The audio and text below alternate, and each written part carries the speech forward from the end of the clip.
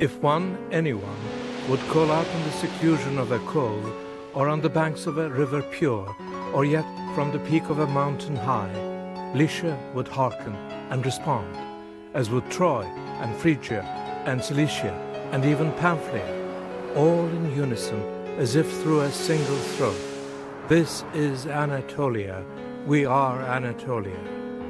This land, placed by UNESCO on the World Heritage List, is such a marvel. Anatolia, with her historic worth and cultural wealth measured in millennia, and with innumerable civilizations nourished in her ample bosom, belongs to us, to the great and single family of humanity.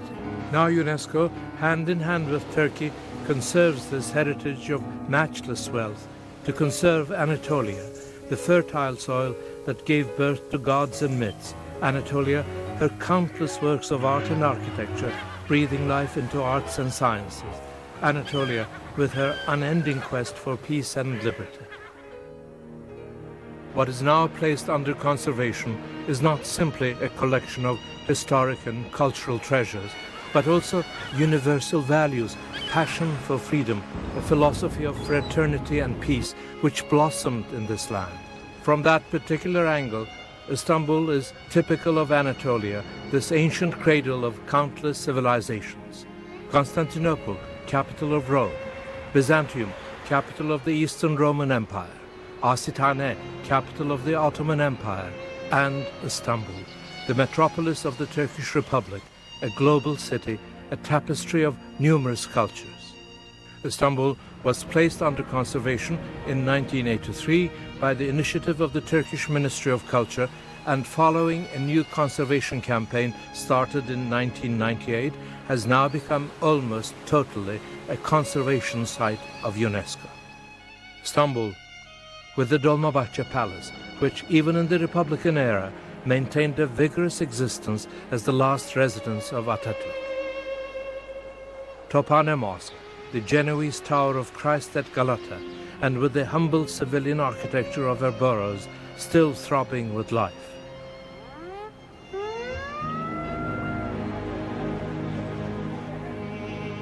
Church of the Holy Trinity, and her mosques, each a different masterpiece of the Turco-Islamic architectural tradition. Sultan Ahmet Mosque, or the Blue Mosque as it pleases the West, overlooking the Hippodrome with her 6 slender minarets. The obelisk brought over from Egypt, and the column of serpents from Delphi. Hagia Sophia, an outstanding monument to Christianity,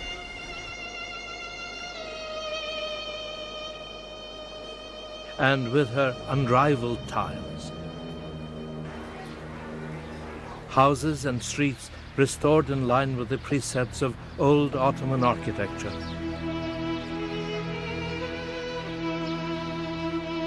With the Topkapı Palace, the seat of government of the Ottoman Empire.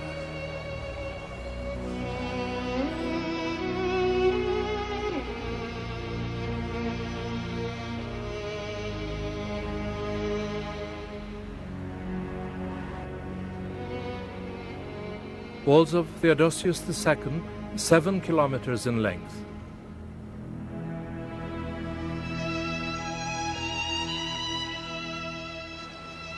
Column of Constantine. Valens Aqueducts.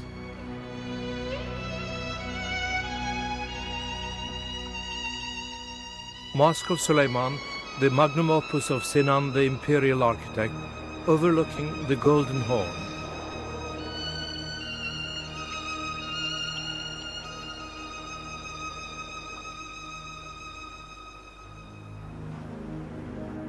And with the borough of Süleymaniye taken under conservation in its totality.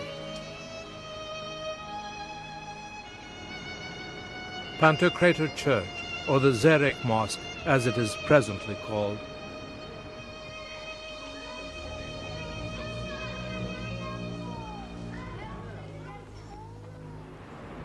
Rüstem Pasha Mosque.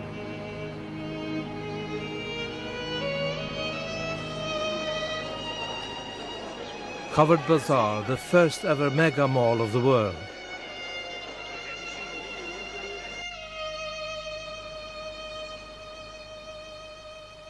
Column of Martian, Maiden's Column. Porphyrogenitus, a gem of Romanesque architecture and a survivor, Church of St. George of Fenner. Fesane, the old fez shop for effendis of the imperial capital. Eyüp, on the Golden Horn, where Pierre Loti produced some outstanding examples of literature reflecting Oriental life, the still glittering mosaics of the Church of St. Xavier in Kora.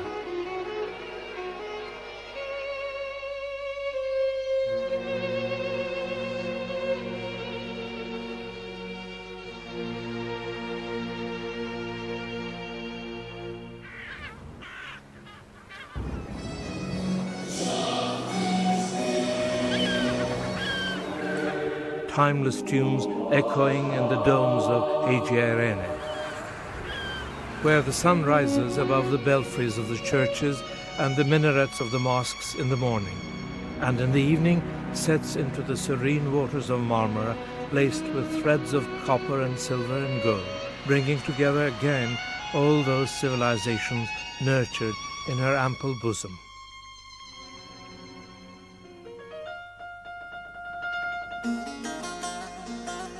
The sun that sets so majestically in Istanbul rises again in Safranbolu, where the Ottoman tradition is visible.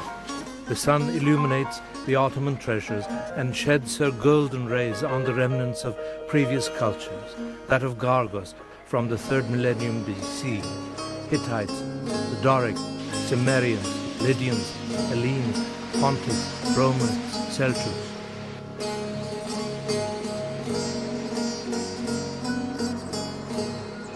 In the 17th century, lying on the caravan routes from Istanbul through Bolu to Amasya, Tokat, Sivas, Kastamonu and Sinop, Safranbolu achieved a high point in economics and culture. We probably owe such a complete preservation of the past in Safranbolu to this high point. Safranbolu, carrying so many aspects of Ottoman tradition, is now under conservation with its civilian architecture and its urban settlement maintained intact in its originality in 2 separate conservation sites. Safranbolu, described as a museum city or the capital of conservation with its 1,008 structures under conservation, was included in the World Heritage List by UNESCO since 1994.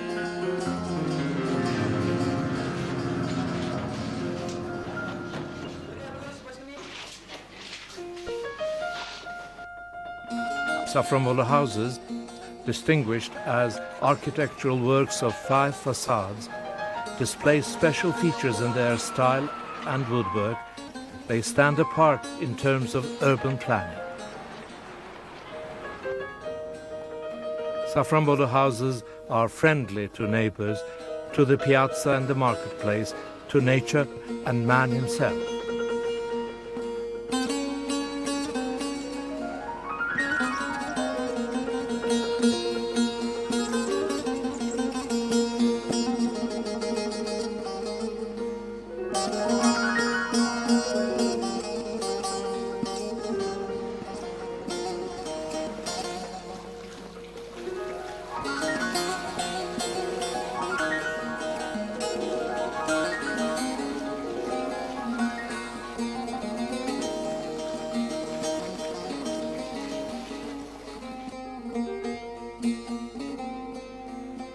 The decorations on the frames of the doors and windows and on the ceilings of the rooms are so aesthetic, so pleasing to the eye, that here wood carving has surpassed the bounds of craftsmanship to assume the dignity of artistry.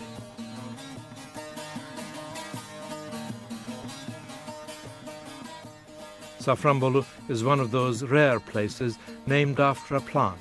Safranbolu is the capital of the saffron plant. Saffron, any amount of whose flowers will dye water 100-fold of that amount, a rich, warm yellow. Evening in Safranbolu meanders through streets, chanting hymns of friendship, raises itself on the strings of a lute, then splashes on the still waters of pools hidden in the courtyards of the houses, as if friends meet each other, as if man lights upon water.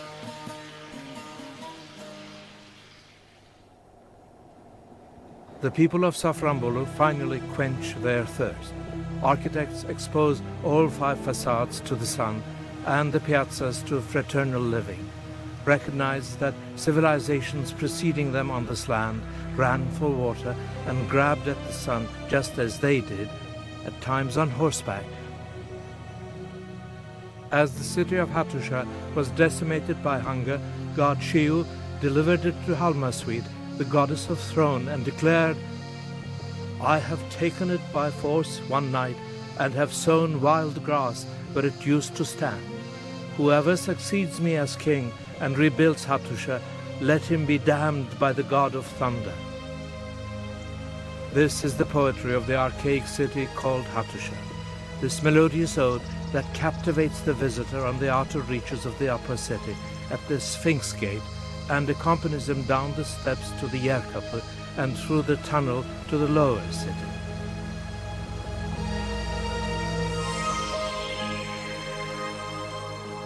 Hattusha, redesigned by the creative decrees of the great king Tutalija IV, the son of Ramses II, the pharaoh of Egypt, and of Hattusili III, and with her riches now back again under the sun, illuminates for us the path of progress of humanity through the remnants of the Hattians, Assyrians, Phrygians, Galatians, Romans, and the Byzantines.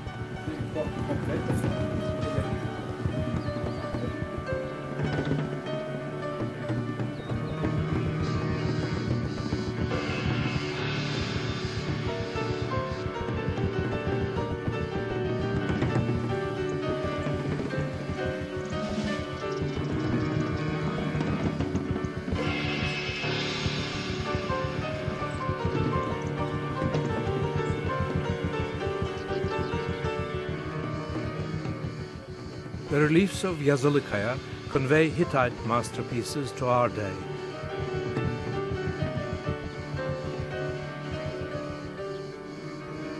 Through the great gallery with its chief deity Teshub, mother goddess Hepat, sun goddess Erina, and with Sharuma, Shaushka, Ninata, Kulita, Namni, Hatsi, Alatun, Ea, Telepinu, Ishtar, and Zababa. Do you remember the 12 gods of Olympus, or the 12 apostles of Jesus Christ, or the 12 imams of Sufism? Is it just a coincidence that 12 is 1/5 of the Sumerian number system based on 60? Did you ever think why there are 12 months in a year? Setting down at Hattusha, over Büyükkale, upper and lower cities, gods and goddesses, tablets in the archives of the great temple, and shades of an old poem, to rise on the morrow, and shedding her golden curls on Cappadocia again, the sun reminds one of the answers to these questions time and time again.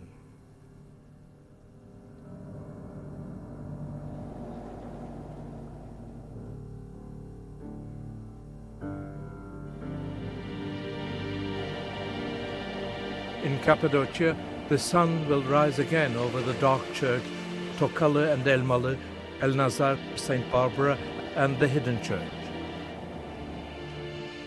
Cappadocia, an unrivaled feat of nature, formed by the abrasive effects of wind and water on the rocks of Mount Erciyes and Hasan'da.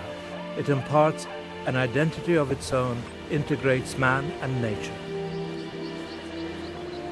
A major area of settlement since the Chalcolithic period, through the Hittites, Assyrians, Persians, Byzantines, Seljuks, Ottomans. Significantly, it served as a sanctuary to the Christians fleeing suppression from pagan Rome. The history of the Cappadocia buildings dates from the 4th century, when Basil the Great and the Bishop of Caesarea instructed the believers, the iconolaters, to carve cells and churches in the rock. The dark church, carved by a handful of believers, is, by the force of its name, an original exemplar of this era. And the lively frescoes have reached our times.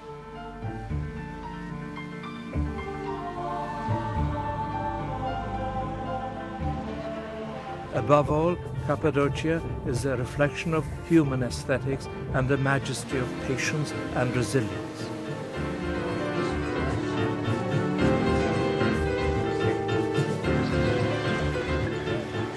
The Tokala Church, a contemporary witness, in the unequaled blue tint of its frescoes depicting the lives of the apostles and the Master himself, exhibits the resistance of the believers and their level of aesthetics.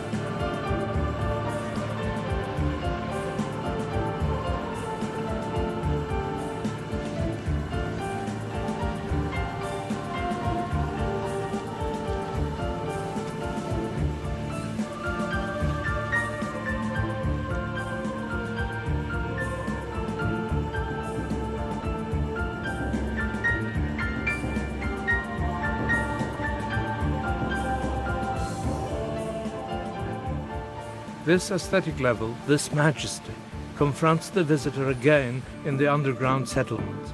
Apart from the several stories of these underground settlements already unearthed, there are more to be explored.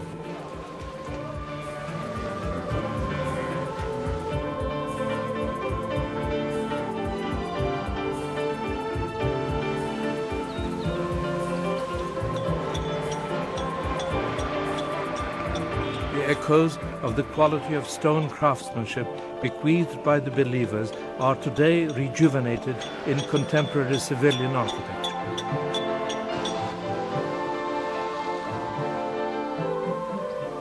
The art of masonry, perfected through the generations, confronts the visitor everywhere in a delicately carved meerschaum pipe.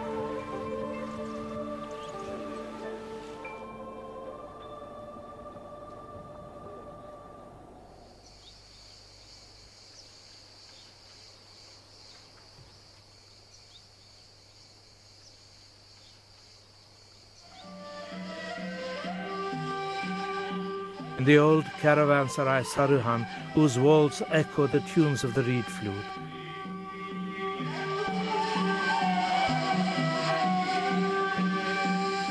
Even in the skirts of the whirling dervishes, in the shimmering rays of the sun.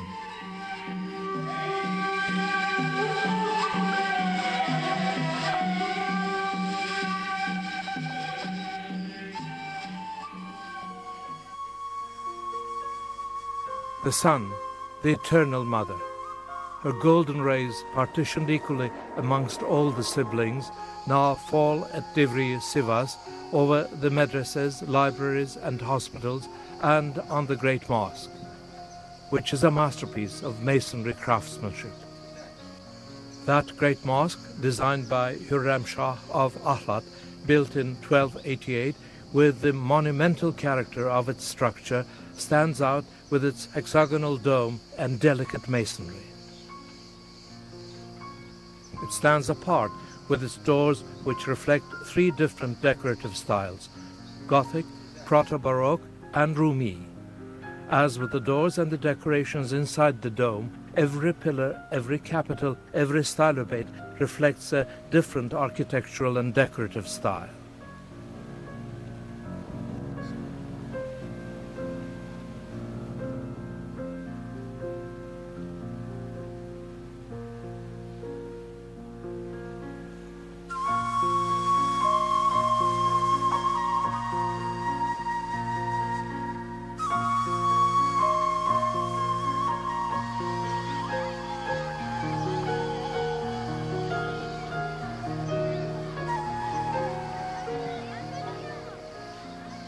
Darüşşifa, the hospital, is another masterpiece of masonry craftsmanship and decorative styles, and is majestically integrated with the adjacent Great Mosque.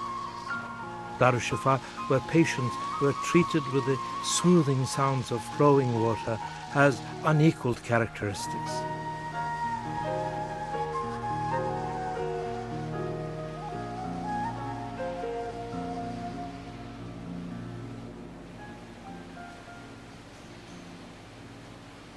Perhaps the passion for liberty of the eagle-wing designs engraved into stone and variegated colors and scents of flowers helped cure the invalids listening to the sounds of water flowing in this two-storied building with a courtyard and aywan.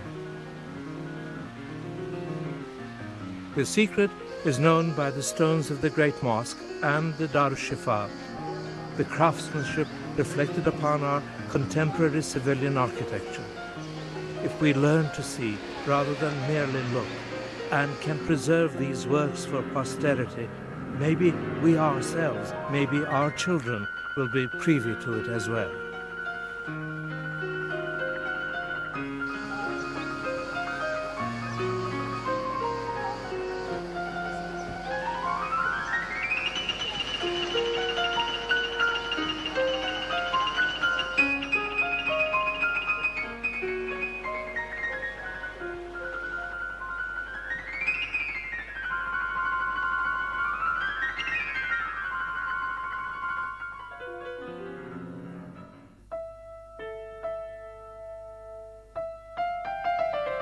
Yes, the Eternal Mother sheds light equally to the four corners of the world. She illuminates the river Euphrates and floods the Gendera Bridge with light.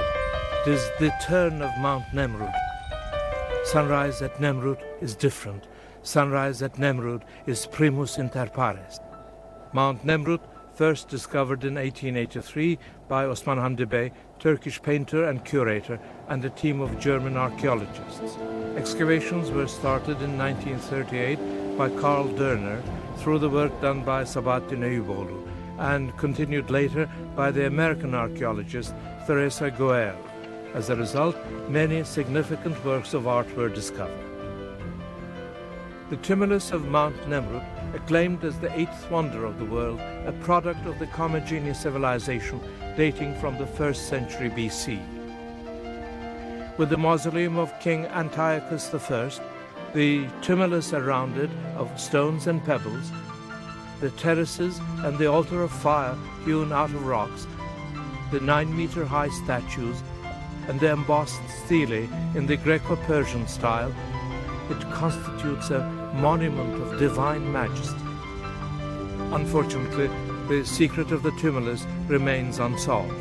Though the tumulus has not been penetrated, X-ray photographs indicate the presence of pyramid-type labyrinths. Mount Nemrut in the province of Adıyaman on the eastern Taurus Range, at an elevation of 2,150 meters, standing above the lowlands leading to the river Euphrates, which flows down to Mesopotamia.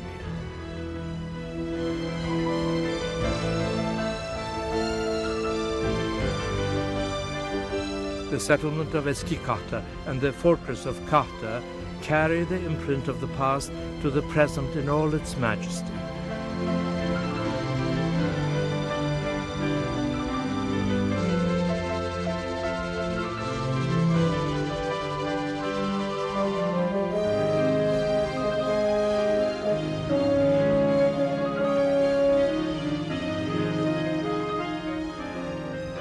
Today, as one follows in the footsteps of Arsemia, that majesty meets the eye, first in the inscriptions, then in the titanic statues and engravings of Apollo, Zeus, Heracles, Tyche, Antiochus, the Commagene. Antiochus gazes at the sun as we do, as if he says, I too lived in this land and loved the soil, the people, and the nature. I too left my footprints.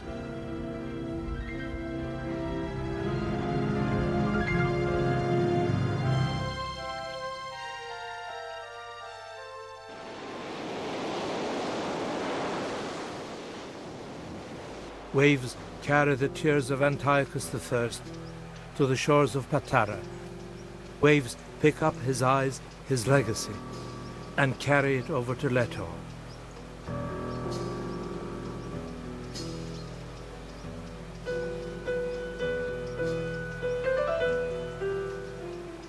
The rays of the sun fall first upon the ruins of the sacred pool.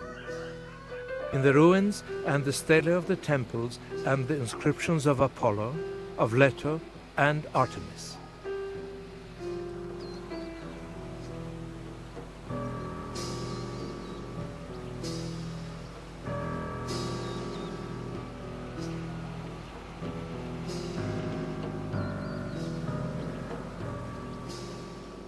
Then reflect on the majesty of the theatre, still standing erect on the stage and its rafters, calling out greetings from those who left their footprints.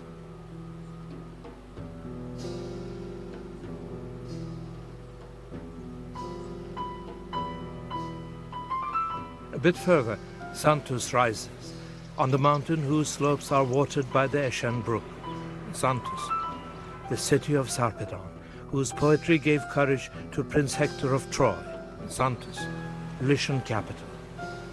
Originals of the Lycian tomb and the Harpy monument had stood above the amphitheatre, now an exhibition at the British Museum and the London Museum of Art.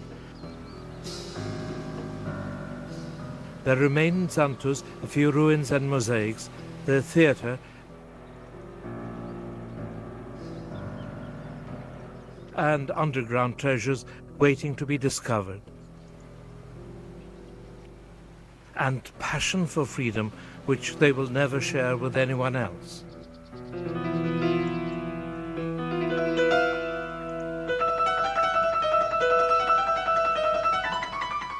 It is that passion which drove the citizens of Xanthus to commit mass suicide, to the accompaniment of these verses when they realized that they would lose against the Persians.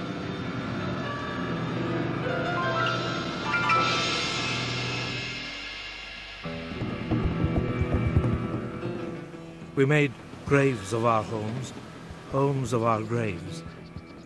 Our homes were burned, graves plundered.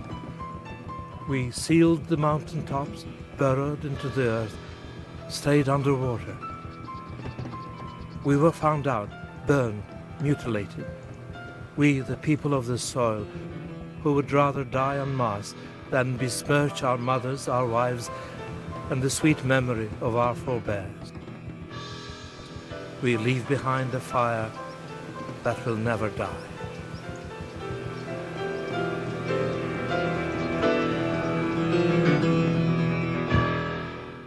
This is the voice of Anatolia. This is our legacy. No life is worth living without freedom.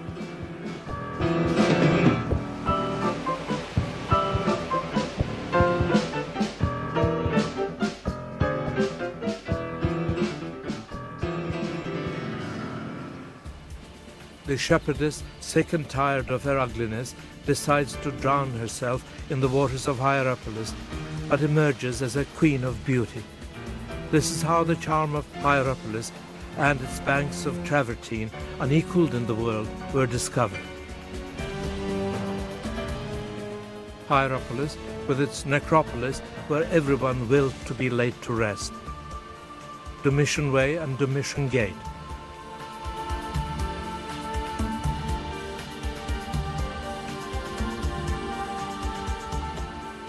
Octagonous temple on a square plot.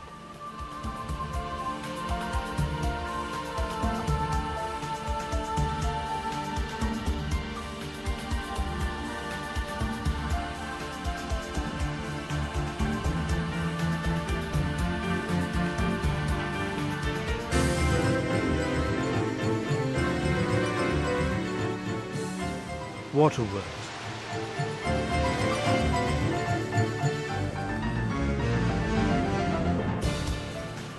The great theatre where Apollo and Artemis, hand in hand, had portrayed so many scenes of mythology, still stands in all its glory. Hierapolis,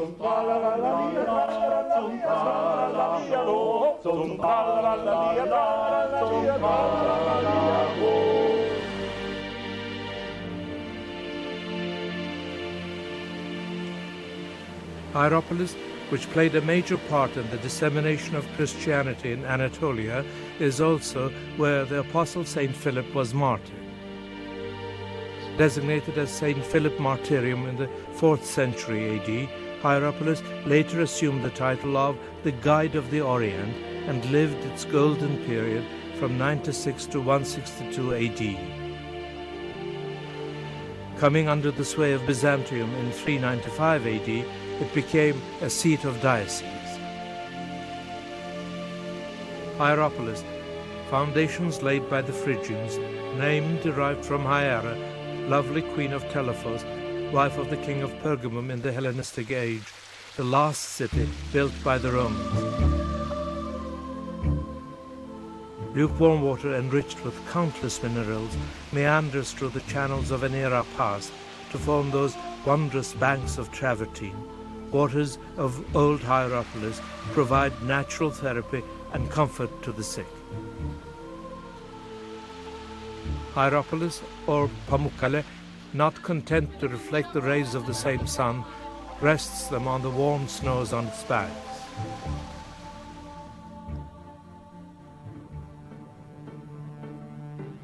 Sunrise at Troy dates back to the early Bronze Age, 3rd millennium BC, rises over 9 different layers of Troy and reaches our time, with the poetry of Homer, the Iliad, the Odyssey, and the Trojan horse.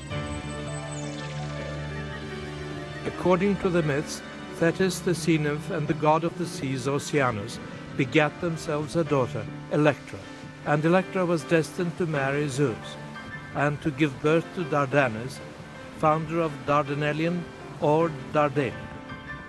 His son Tros founds the city called Troy. Ilus, the son of Tros, founds Troy. Mount Ida, in the vicinity, is the locale of the first ever beauty contest of the universe. Tragically, it is the cause of the Trojan War.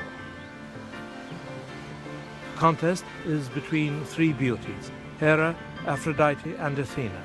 Paris is the judge. He selects Aphrodite, who bribes him with the world's most beautiful woman. Aphrodite's bribe to Paris is Helen, queen of Menelaus, king of Sparta. It is enough to start the war for Paris and Helen to elope. The stage is now set for the gods, the demigods, and the mortals. The curtain will fall only with the tragic deaths of Achilles and Hector. During excavations of the 9 layers of the 9 cities of Troy, researchers have come across a theater, foundations of buildings, a sewer system with an advanced technique,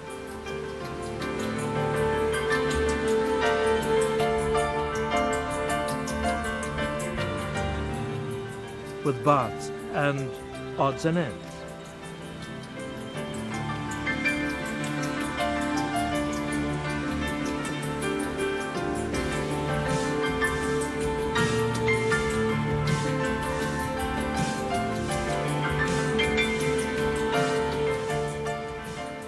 Troy is the Iliad and the Odyssey, or it is the gods, or a whole mythology from beginning to end, illuminated by the eternal sun, in quest of the golden fleece, promising eternal liberty.